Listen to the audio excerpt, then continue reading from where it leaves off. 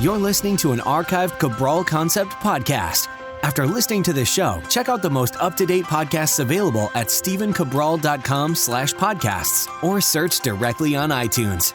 And now, welcome to the Cabral Concept, where board-certified naturopath and integrative health practitioner Dr. Stephen Cabral shares how he was diagnosed at the age of 17 with a life-altering illness and given no hope for recovery. It was only after studying and traveling all over the world did he discover how to combine ancient Ayurvedic healing practices with state-of-the-art naturopathic and functional medicine to fully rebalance the body and re-energize it with life. It's time to discover how to get well, lose weight, and finally feel alive again. And now, here's your host, Dr. Stephen Cabral. Hi, everyone, and welcome back to the show. Glad to have you back with me here today. Can't wait to get into part 2 of our weekend Cabral HouseCalls. We answered a bunch of questions yesterday. Hope you did tune into that show. If you didn't, head on back over to stephencabral.com/1268 after today's show, which is stephencabral.com/1269 for all of today's questions. Yesterday, we went over a ton of questions. It was really exciting. Feel like it was a very wide variety of questions. So I love when I see that. We went over dry scalp. We went over how to basically become a health practitioner, whether you should become an MD, an ND, an acupuncturist, personal trainer, a nutritionist. Went over gut-based issues, hives, went over candida overgrowth, what to do if you're not getting the results that you want on a CBO protocol or our CBO protocol, if legumes and beans are actually FODMAP foods or not. Went over a question of someone thought I did a podcast with a biological dentist. I at least don't remember doing it. And I searched back. I certainly did not. And well, a lot of great labs helping someone conceive, giving them different recommendations on what they can do for the detoxification, the pregnancy-based process. And then we went over one last one with someone getting quite a number of food sensitivities and hives on their bodies. So great show. You know, again, I never know what the questions are ahead of time. I really don't. I honestly love it being raw. Like I love just being able to read the question as if I'm on air with the person and giving them, not taking a half hour to go back and research every question, but simply understanding that I don't have anyone's labs in front of me. I don't know the person. I haven't done an intake. But here's what I would do. Here's what I would do if I was sitting across from someone, they explain this question to me, and I just give them my honest answer of how we can get started. All right? So looking forward to doing more of these questions today. And today's first question is coming in from Shikha. It's Shikha. Hi, Dr. Cabral. I listened to your podcast on seed cycling. I want to know if seed cycling helps with low estrogen levels. I did my hormonal test recently, and progesterone levels and estrogen levels, cortisol and androgen levels were either low or on the low end of range. Is there a natural way to balance this? I get regular menstrual cycles. I have Hashimoto's with hypothyroidism, and I'm currently on levothyroxine. I also have parasites, Sibo, candida, heavy metals. Therefore, I've started your 21-day detox, after which I will do the parasite protocol, CBO protocol, and then the heavy metal detox. Majority of my diet includes organic plant-based food. Any recommendations on a hormonal balance will be helpful. Sure. Happy to help with this, and yes, seed cycling will help with low estrogen levels as well. So the first 14 days will help with estrogen, and the last 14 days will help with progesterone. So what I want to say though is this. When you have low hormones across the board, we see this all the time on our thyroid adrenal hormone lab. It means that the body has gone through a lot of stress. And it most likely hasn't been recent. It's been building up over the past maybe many years. So what we need to do is literally rebuild the body. So you're doing the absolute best thing possible. You're detoxing and then you're cleaning out the gut. And then you want to seal up that gut wall. Because if it was GI issues that lowered all of those hormones that really burnt you out, that wiped you out, that will help. If it's virus-based, well, by fixing all of these parasites and yeast overgrowth and Sibo and getting rid of the heavy metals, your immune system will become stronger. So what I want you to know is this, is that you absolutely will get well, but there's going to be a little bit of a process to this. So we literally need to strengthen the body. And I know I've used the word literally twice now 3 times, but this is the truth, is that you need to think of your body as a living organism, and you need to create a more anabolic environment. You need to build it up. In Ayurveda, we would say you're in more of a vata-based state, more of a broken down, burnt out based state. It doesn't mean that anything is wrong with you necessarily, except that these underlying imbalances that we can absolutely fix. Now, again, I want to reiterate, they're all fixable. So here's what I want to do. Really nourishing foods. Definitely recommend you won't be using the probiotic, but I would recommend the daily nutritional support once or twice a day, the daily fruit and vegetable blend once or twice a day, the omega-3s, 2 capsules a day or 1 teaspoon of the liquid, and I'm recommending the digestive enzymes to better digest and break down your food. Most likely you're going to need vitamin C, so the full spectrum vitamin C or the alkalizing vitamin C first thing in the morning. And then the last part would also be balanced zinc. Again, these are just top of mind. Definitely full spectrum magnesium would be in there as well. I hope that you ran some of these labs with our health coaches or at equilibriumnutrition.com so that you get our exact protocols. But you're on the right path. You're doing great. Keep on going strong. Daryl's up next. Hey, good day, Dr. Cabral. Hope you and your family are well. I'm writing with regard to your response to my previous question, episode 1212, where I said I'm a regular voluntary blood donor, but recently my blood count has been hovering around 13.5, which the nurse says is lower than normal for males. You believed it was the RDW I was referring to when I was actually referring to the hemoglobin I was talking about. I am not sure if they're the same thing or not. Nevertheless, what can cause it? No, okay. Thank you for clarifying. And absolutely, anytime you want to do a follow-up, I'm happy to do that. There is actually a big difference. So when we're looking at the hemoglobin levels, when you are looking at a low number, this is important to look at because believe it or not, you said you're a regular donor a regular blood donor. And again, I think that's, fantastic. A lot of people are, lucky to have you. That's the truth of the matter. So what I like to say is this, is that you just want to make sure that your body is strong enough to be able to give the extra blood. So like maybe you take 90 days. I don't know if you give blood once a month or not, like what exactly you're doing. But what I can tell you is this. If you just give yourself 90 days, we're going to be able to help you really fortify your body, build up those red blood cells, as well as the hemoglobin, and get you back on track and get you stronger than ever. So here's what we want to look at. A couple things going on right now. So if we're looking at hemoglobin in the blood and you tell me that it's high or low, right away I'm just asking, well, are you dehydrated? Like that's just the first thing because it's the easiest, right? So it's kind of sometimes Occam's razor, like do you get half your body weight in ounces of water per day? Because maybe you do or maybe you don't. Like that's important to look at that. So the other thing is if you have low hemoglobin, it could be iron deficiency. It could be low B12, low folate, low B6, low copper. It could be low vitamin C, or digestive issues. So how would you find out all of these things? Well, the best way to find them out is honestly the starter kit. That's the organic acids test and the hair tissue mineral analysis over at equilibriumnutrition.com. So that will tell you about your B vitamin levels, your vitamin C levels. I mean, it's pretty phenomenal. I mean, just the organic acid test alone will tell you all those vitamins that you need. It just won't tell you about the copper. So you'd have to find that on the hair tissue mineral analysis. The iron you would look at on your blood work. You can ask your PCP to run your TIBC, your ferritin, and your transferritin. That's a good place to start. And that will tell you about your iron levels because it's just guesswork until you run your iron. Most men are not going to be low in iron, but it doesn't mean that some men aren't low in iron for sure. So that's why it's important to look at that, especially if you're a blood donor or if you aren't eating enough plant or animal-based foods and iron. So thank you for writing back in, and that is your answer, Daryl. Okay, Brendy's up third, I think. All right, so she's asking, hello, Doc. First of all, thank you for all the information you share. I'm a 35-year-old female, fairly overweight. I can't lose weight, had a terrible diet most of my life, and had a whole lot of symptoms that brought me to the doctor the last couple of years. I was otherwise healthy before having my 2 children. One problem I'm mostly concerned with is my diagnosis of Lichen sclerosis. I want to find the root cause, but I don't know where to start. I have not had any other autoimmune conditions, but I do have anxiety and lots of random symptoms telling my body isn't happy. But medical doctors say I'm otherwise healthy. Would you have any knowledge of this condition? What would your advice be to get to the root cause? So, Brandy, I've worked with so many women with LS, just LS for short, Lichen sclerosis for long.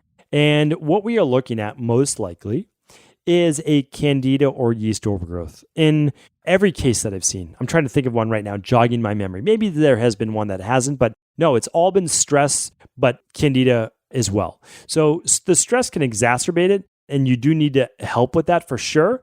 but I've seen across the board is yeast overgrowth, candida overgrowth. So really simple. You will run the organic acids test if you run no other test, and you'll be able to look at your levels of yeast overgrowth, potential overgrowth or not. So that's what I would do. And then if they do come up high, we are going to recommend the CBO protocol.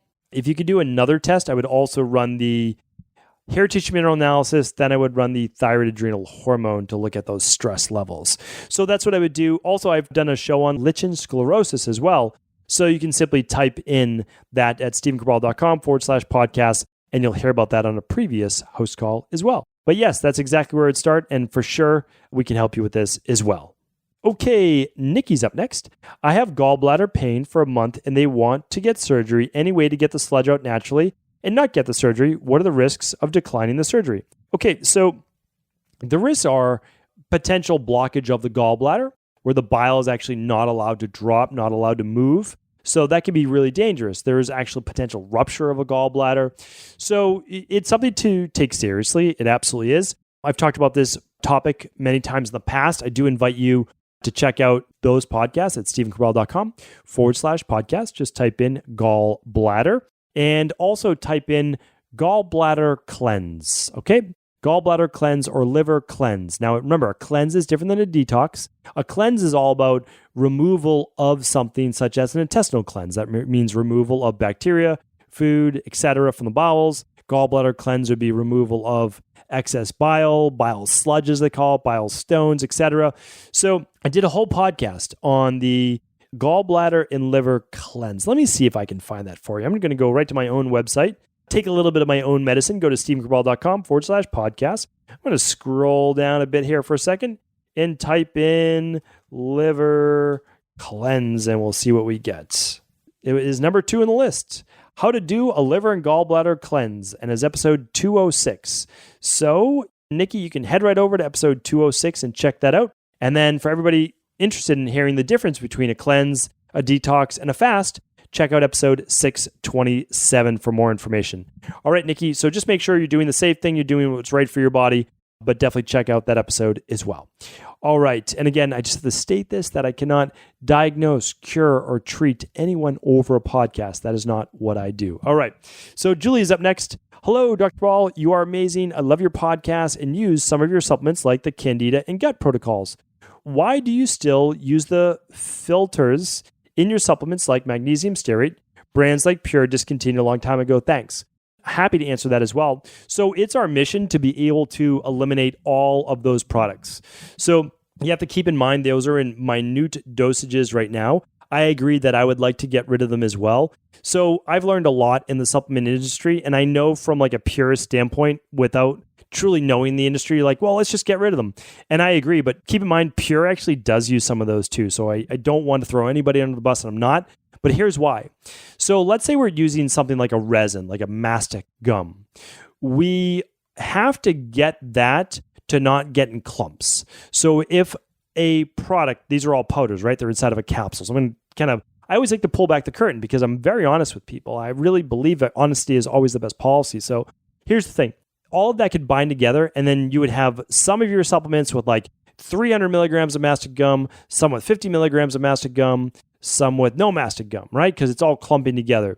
So you use things like a magnesium stearate to actually allow that to flow. So you get an even distribution across every capsule so that you get a standardized dose. Now, Julia, here's what I want to let you know, is that we are actually now using a new product that just came out that has actually just come out in the last year or two, which is an organic rice flour that you can use with magnesium, so a MagFlow it's called, and we are using that now in all of our new products.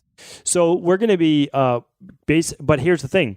Now what we have to do is new tests, because we third-party test everything. So if you use the new powders, it might be a different capsule size, it might be a different amount, because it's much fluffier.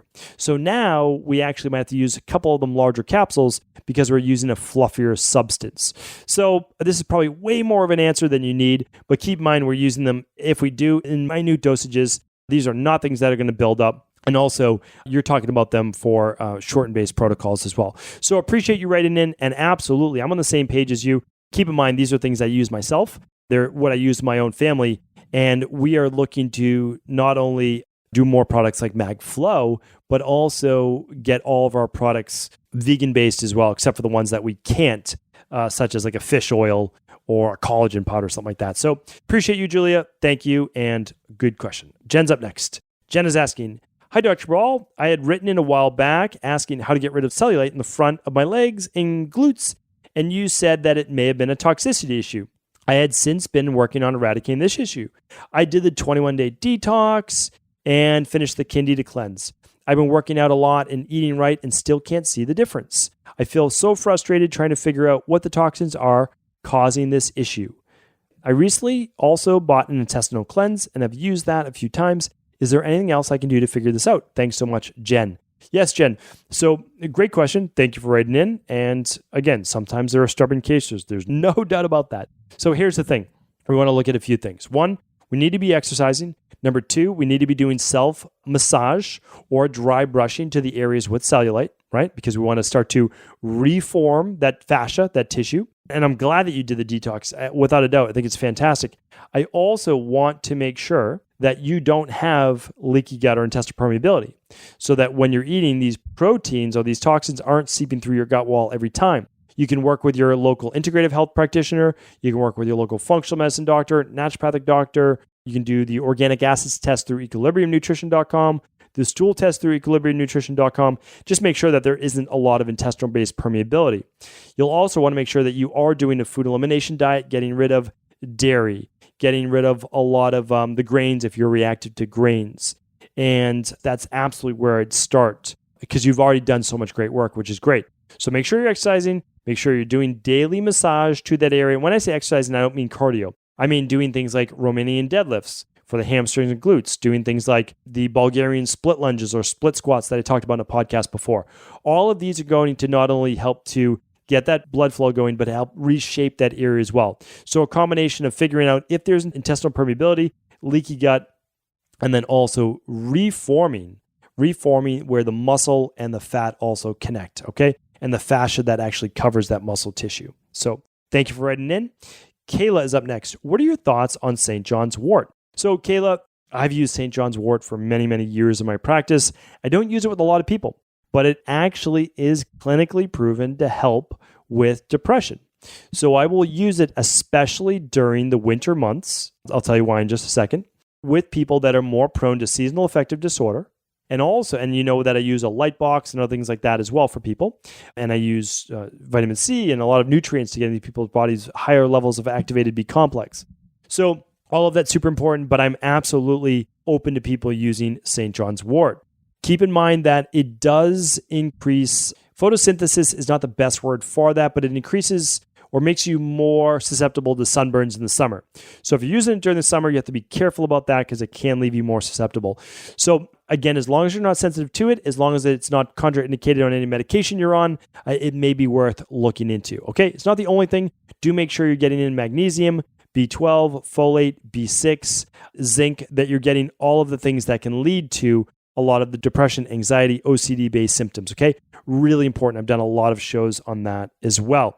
All right, let's get in one more question. Okay. Hi, I was looking at purchasing the prenatal vitamin that you have on your site. I noticed that it has vitamin A. Is vitamin A safe during pregnancy? Thank you, Catherine. During pregnancy, you're looking to get a full multivitamin. All multivitamins contain vitamin A. Ideally, you want vitamin A from a more natural source.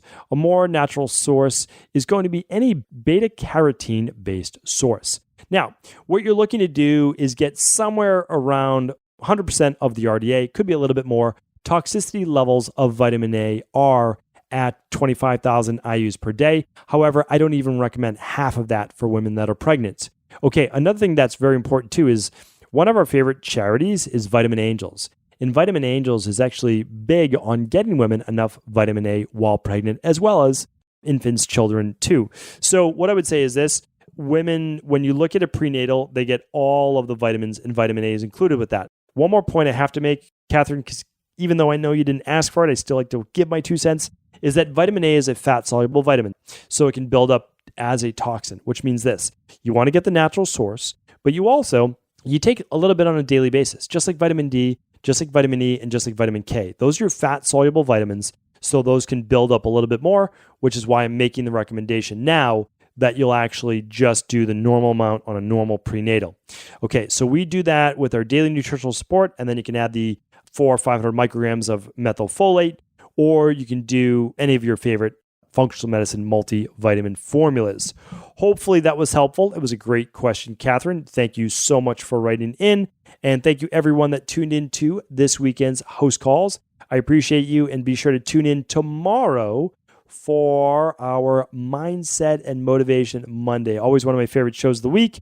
Hope you've enjoyed the weekend. And if you didn't already, check out the outro to this show if you're listening on Sunday, because it's the very last day of our CBD soft gel giveaway. All right, check it out. Take care, everyone. Have an amazing rest of the weekend, and I'll speak with you tomorrow. Did you know that the body really only becomes sick or imbalanced in only 2 ways? Over time, you become deficient in vital nutrients, and you also accumulate toxins internally and from the environment. As those nutrients diminish and you increase your total toxic load, your body then begins to show the first signs of dis-ease. It's actually quite predictable, and the good news is that if we know how you began to fill up that proverbial rain barrel, we also know how to empty it to begin the healing process. I was fortunate enough to learn this ancient healing process from my mentor after suffering from debilitating diseases for close to a decade. It was only when I began to implement these techniques did I finally overcome my illnesses and go on to live a life of energy and vitality that I now enjoy. I'd like to share with you now what I discovered after traveling all over the world and how to combine the best of ancient healing wisdom with state-of-the-art science.